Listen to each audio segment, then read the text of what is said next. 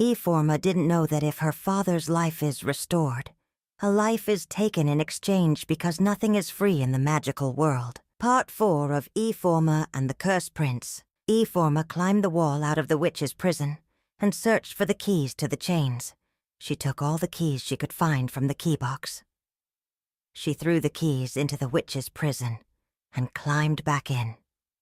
She tried all the keys, but no one opened any of the locks. Ifeoma was sad about this. "What do you want me to do for you, my child?" the tired witch asked her. "My papa is very sick, and I don't want him to be sick anymore. I want him to play with me like he used to play with me before. And I want my mama to stop crying every night," Ifeoma replied. The witch shook her head. "My child, you are still too little to understand this. If your papa's life is restored, a life is taken in exchange." Ifeoma looked at the witch for a moment, as if she was trying to understand what she had just said. "Does it mean you cannot help my papa?" she asked. "Go home, my child. Go back home," the witch told her. Ifeoma left the dungeon with tears in her eyes. Some days later, Papa Ifeoma joined his ancestors. Mama Ifeoma's brother-in-laws troubled and blamed her for the death of their brother.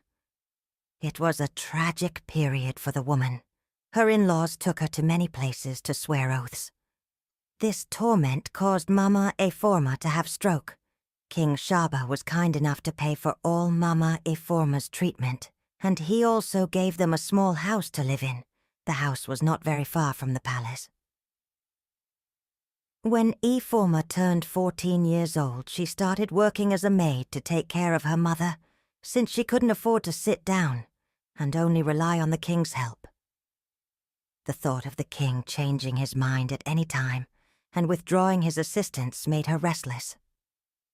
At first, her duty was to sweep the royal courtyard in the morning and at night.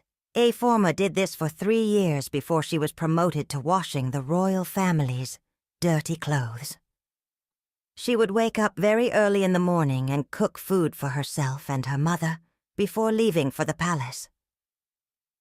At least their neighbors could hear Mama Ifeoma any time she shouted for help, and they also check up on her every time.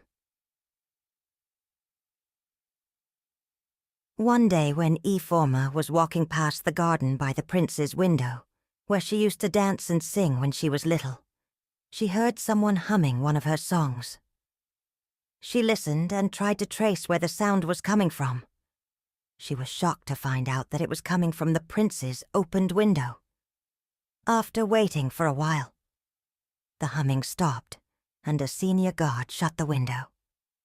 From then on, Ifeoma continued to sing and dance in the garden. Even on days when her schedule was tight, she would still find time to sing and dance in the garden underneath the prince's window every day and night, because she believed that it was the prince that was humming her song the other day.